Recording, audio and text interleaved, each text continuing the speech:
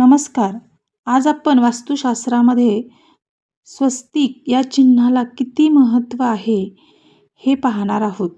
स्वस्तिक हे गणेशाचं चिन्हरूप स्वरूप आहे. याचा उपयोग प्रत्येक कार्य निर्विघ्न संपन्न व्हावे म्हणून करतात. स्वस्तिकास मंगल चिन्हाच्या रूपात अनादी काळापासून वापरलं जातं. अशा